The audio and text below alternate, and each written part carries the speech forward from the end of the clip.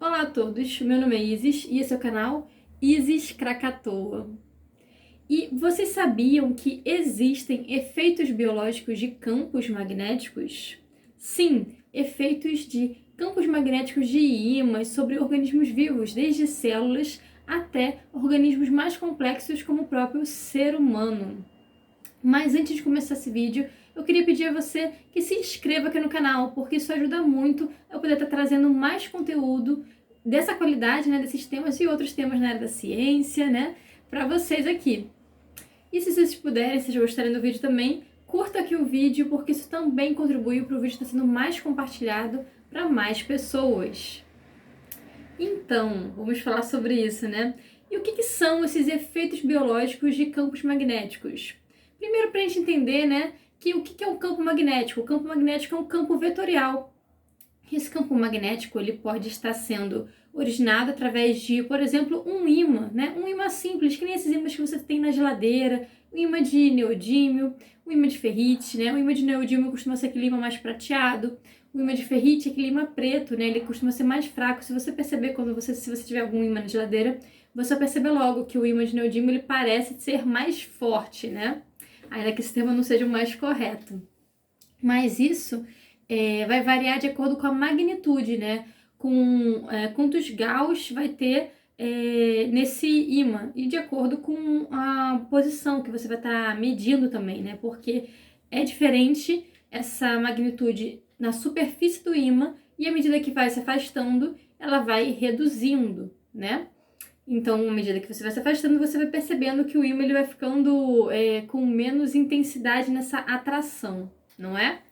Então, o campo magnético ele pode ser produzido por ímãs e também por bobinas, né, que vão estar produzindo esse campo eletromagnético, em conjunto com o campo elétrico. E esse ímã, ele pode, em geral, ele vai ter dois polos, né? O polo norte e o polo sul magnético. E dali vão estar saindo aquelas linhas do campo magnético, então, que são aquelas linhas que a gente vê representadas nos desenhos. Mas essas linhas a gente não consegue ver, são linhas invisíveis. Por isso, quando a gente aproxima dos ímãs, a gente não consegue ver o que faz essa atração. A gente só sente, só percebe que existe uma atração, mas a gente não consegue ver. Mas ainda assim, tem essa representação do que a gente entende como essas linhas dos campos magnéticos, e sabemos também que tem os polos, tanto que polos opostos vão se atrair, enquanto polos iguais vão se repelir, né? Então, é uma das regras sobre campos magnéticos e polos magnéticos, a gente tem esse entendimento. Então, quando a gente tem dois polos positivo, né? Vamos dizer assim, né? Quando a gente vai ter dois polos, polo sul, com as faces próximas, eles vão estar se repelindo. E quando a gente tem polos como um polo sul e um polo norte com as faces próximas, são polos opostos, eles vão estar se atraindo. Eu vou demonstrar isso para vocês com um ímã. E aqui vocês podem ver um ímã de... Esse é um ímã de neodímio, um ímã prateado. Conseguem ver? Vou tentar mostrar. Enquanto esse aqui é um ímã de ferrite, né? Esse ímã aqui ele é uma liga diferente, é uma liga cerâmica, então é composto de magnetita, né? Enquanto esse aqui é um ímã de neodímio, ele tem uma liga que é de neodímio, ferro e boro. Então, esse ímã aqui ele tem, né, uma magnitude maior do que esse. Enquanto esse aqui vai ter em torno de 600 Gauss, esse aqui tem em torno de 4.000 Gauss, quando a gente mede. Vocês veem que eles se atraem. Mas, se eu pegar e tentar... Ó, eles se atraem assim, vou mostrar. Se eu tentar pegar e colocar com o outro lado, então quando eu pego polos iguais, eles não vão se atrair. Por mais que eu force, eles não vão se atrair. Se eu soltar, ele vai até ser empurrado. Se eu soltar o ímã, ele vai ser empurrado para o outro lado. Então vocês conseguem ver que esse ímã tem até dois lados. Um lado que é mais liso, tem até esse símbolo, tem um círculo no meio, e um lado abaulado. Ele só vai ligar com esse lado liso do ímã para a face. Ele não vai estar ligando, por exemplo, com esse outro lado. Vocês estão vendo? Porque isso daqui, essa é a diferença. Então, como a gente entende, polos iguais, eles vão estar se repelindo e polos opostos vão estar se atraindo. Então, são algumas das propriedades dos ímãs e dos campos magnéticos, né? sobre magnetismo. Então, a gente entendendo um pouquinho sobre o que é o magnetismo, resumidamente, existem algumas propriedades magnéticas da matéria, como o ferromagnetismo, o paramagnetismo e o diamagnetismo. Aqui a gente observa o próprio ferromagnetismo um pouco, né? Porque ele atrai aqui o ímã. Se eu pegar algum metal, ele pode ser que ele atrai. Não sei se ele atrai esse tipo de colar. Esse meu colar, por exemplo, ele não é atraído por metal, pelo ímã. Se vocês veem, ele tem um metal, mas esse metal aqui não é ferromagnético. Por quê? Porque ele não é atraído pelo ímã. Outro metal poderia ser atraído. Vamos ver se esse aqui pega. O metal que está nesse lápis. Esse aqui também não é atraído pelo ímã. Então, não é ferromagnético. Quando você tem um metal... Agora, quando você tem um metal que é atraído pelo ímã, eu vou te mostrar um exemplo. Algumas moedas, né? Aqui tem algumas moedas até de cores diferentes. Mas vamos ver o que acontece. Então, ela é atraída pelo ímã, que significa que aqui a gente está vendo uma propriedade do ferromagnetismo. Em geral, né? Vamos ver se as outras moedas também são atraídas. Também são. Você vê que o ímã atraiu, né? E significa que é o ferromagnetismo. Então, como a gente vê um exemplo, a moeda, ela tem uma propriedade aqui que é ferromagnética, tem uma atração. Esse metal desse lápis não tem, então ele não é ferromagnético. Daí o que a gente entende? Que ele pode ser o quê? Paramagnético em geral, né? Ou diamagnético. Também pode ter o ferrimagnetismo, o antiferromagnetismo. A própria magnetita, a pedra magnética, ela tem propriedade que é do ferrimagnetismo, né? Não é nem ferromagnética. Então, essas vão ser as propriedades magnéticas da matéria. Isso é muito importante para entender por quê, né? Isso que a gente conhece sobre como os campos magnéticos e como um ímã, por exemplo, pode agir sobre a matéria. E nós somos feitos de matéria, né? Um ímã não se liga com o nosso corpo, a gente não atrai um ímã. Então, o que a gente entende? Que, em geral, o organismo, né, como a maioria das coisas da natureza, né, eles não são ferromagnéticos, não têm essa propriedade, e nem a propriedade paramagnética. O organismo como um todo, em geral, a gente entende como diamagnético.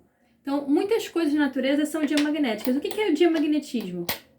O diamagnetismo é uma propriedade muito sutil, muito suave ali, que a gente praticamente não percebe, né? Porque ele é praticamente imperceptível, que é quando não ocorre uma atração, né? Quando não ocorre uma atração do ímã, do campo magnético, com aquele material.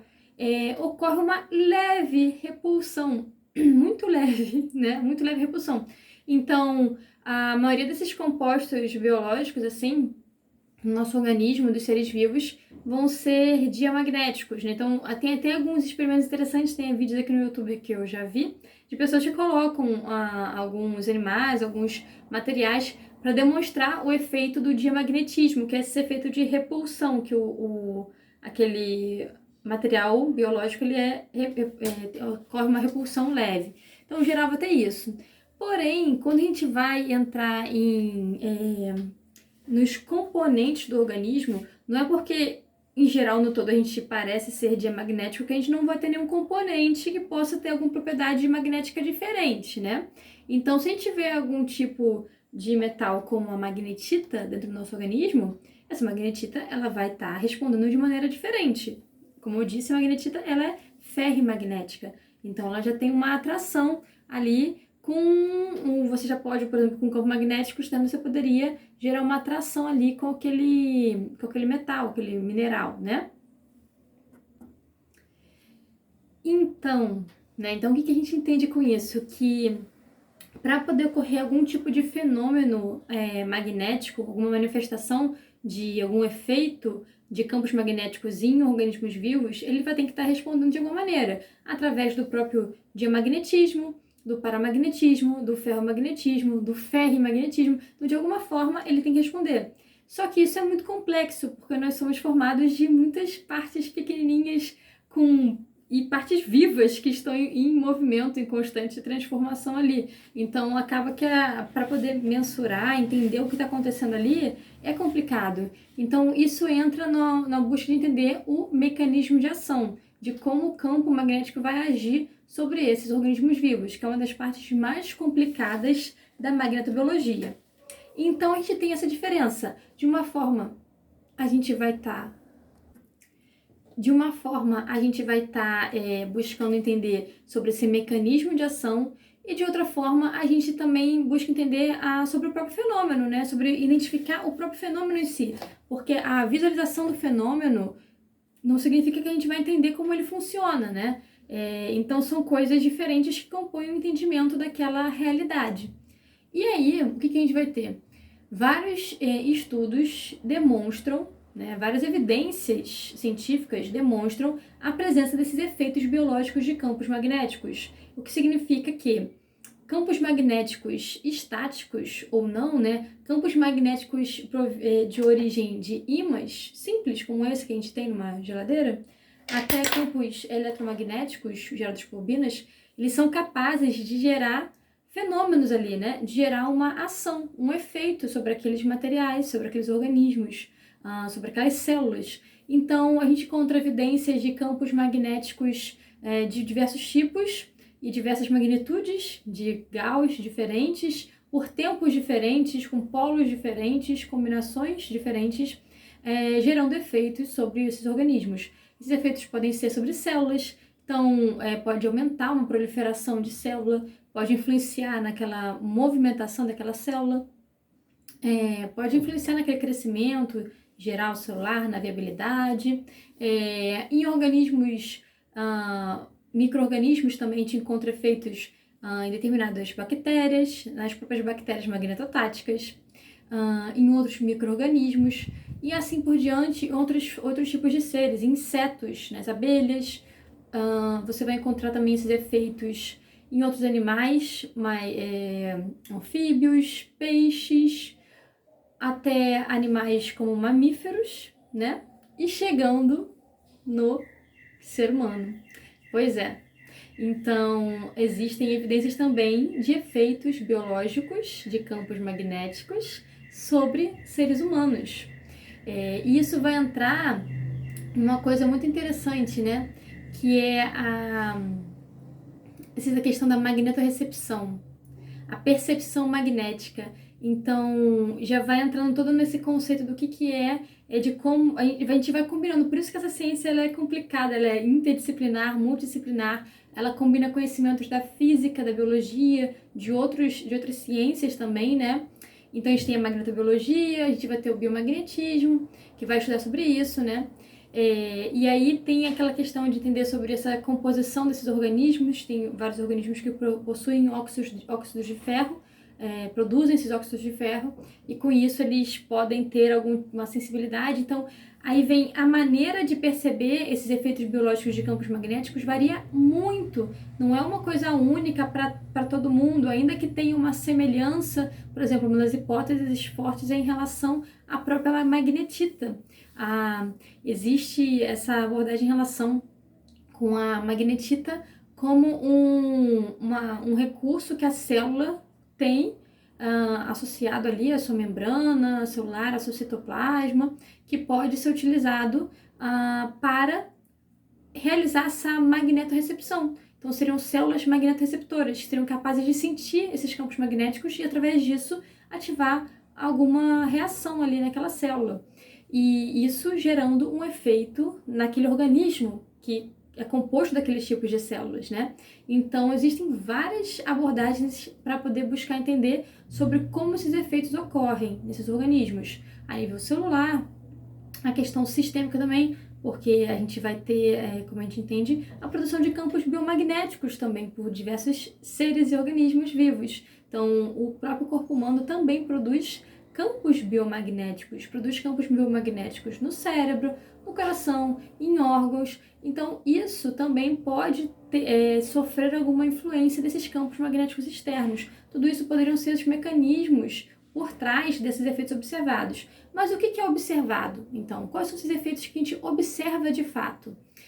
Os efeitos que a gente observa e que temos em literatura são efeitos de, por exemplo, aumento de proliferação celular em algumas condições, redução de proliferação celular em outras condições, efeito sobre a motilidade, a célula andar, ela se direcionar em relação ao campo magnético, ela se alinhar em relação a esse campo magnético.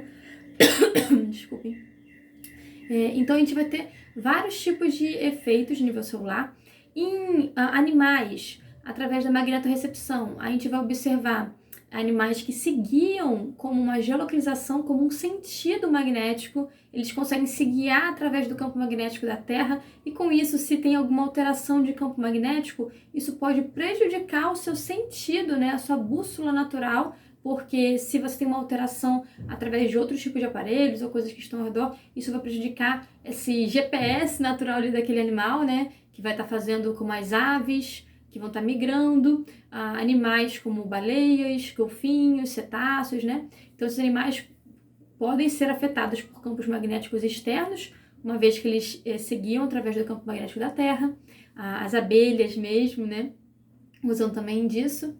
E outros efeitos que a gente vai observar, além do sentido magnético, efeitos na proliferação, a gente sabe que a ausência de campos magnéticos, né, com campos hipomagnéticos, elas podem gerar algum efeito também, podem gerar danos, então a gente está fora desse campo natural da Terra, isso também pode ter impacto, então é um fator muito importante da gente lembrar. Por isso a importância em relação aos astronautas que vão estar indo para fora do planeta, a importância de ter esse conhecimento para preservar a saúde, considerar o fato de astronautas estarem indo para outros planetas e tudo mais, como que eles vão ter uma qualidade ali da vida deles, né? Como é que vão preservar a saúde. Então esse fator também é muito importante. Então a presença de efeitos biológicos de campos magnéticos contribui também nessa área e tem outros efeitos. Então no ser humano é bastante complexo, né? Porque nós somos organismos mais complexos, mas em outros animais, como mamíferos, a gente sabe que eles conseguem ter uma tendência a se alinhar com o campo de posição, né? Tem alguns animais que têm essa tendência de, em grupo, eles estarem se alinhando à direção do campo, né? O sentido ali do campo magnético. E no caso do ser humano, efeitos diversos são observados, né? Então, podem ter efeitos no sentido de regeneração, efeitos na parte de inflamação, em lesões mesmo, né? Em tratamento de lesões, feridas. Então, existe também literatura sobre isso, literatura acadêmica que fala sobre esses efeitos observados principalmente nessa parte de lesões. Além de ter também a questão da terapia transmagnética craniana. Então, a gente vai indo para uma questão mais avançada, né? À medida que a ciência vai avançando com as novas tecnologias, mais efeitos podem ser trabalhados ali, né? Mais coisas a gente pode observar. Então, no caso da terapia transmagnética craniana, são utilizadas também bobinas eletromagnéticas ali, produzindo um campo na região do cérebro, buscando um efeito neurológico, neurofisiológico para o paciente, uma terapia realizada por neurologistas. E mais recentemente, a gente vai ter tratamento com hipertermia, com nanocristais de magnetita e campos magnéticos. Então, a gente tem essas biomagnetitas, né? O organismo humano, o organismo de diversos animais, de micro-organismos, possuem nanocristais de magnetita. Aquela pedrinha magnética que eu comentei, né? Que a magnetita ela é ferrimagnética, um óxido de ferro, Fe3O4. Então, essa magnetita, ela está presente nos organismos, ela é produzida por diversos organismos vivos, de forma biológica, por isso a gente também chama ela de biomagnetita. E com isso, isso também pode ser alguma coisa associada a esses efeitos biológicos dos campos magnéticos. A gente também pode produzir isso de forma sintética, então, e de uma maneira que seja segura para o organismo. E existe uma abordagem terapêutica de tratamento para o câncer, por exemplo, que usa uma hipertermia através desses nanocristais de magnetita. Então, esses nanocristais eles são inseridos, pode estar com algum fármaco ou não acoplado ali, na região onde vai ter aquelas células tumorais, e você, de forma externa, você vai estar fazendo uma agitação ali daqueles nanopartículas para gerar um aquecimento e matar aquelas células especificamente, sem gerar dano nas células ao redor, nas células saudáveis. Então, Com isso também é uma das aplicações possíveis para essa presença de efeitos biológicos de campos magnéticos. E eles são muito amplos, muito diversos, porque isso pode vir, desde o início do desenvolvimento da vida. Então, a magnetorrecepção, o sentido magnético, ele pode ser considerado um dos sentidos primordiais. Estaria presente nas primeiras formas de vida, uma vez que já existia o campo magnético da Terra. Isso já poderia ser um recurso utilizado por esses organismos, mas ainda tem muita coisa a gente estudar sobre isso, entender melhor. Então, espero que tenha conseguido contribuir um pouco, esclarecer esse assunto com vocês. Se vocês quiserem saber um pouco mais, deixem aqui nos comentários. Se vocês gostaram, tiveram dúvidas, deixem aqui nos comentários. Não esqueçam de curtir esse vídeo se vocês gostaram, de compartilhar com seus amigos para chegar a mais pessoas esse conhecimento. Se vocês precisarem de dicas de artigo, indicação de vocês pesquisarem sobre o assunto, pode aí mandar mensagem que eu recomendo, né? E se inscreva no canal. Então, até o próximo vídeo e tchau, tchau. E sapere aude. Ouse saber.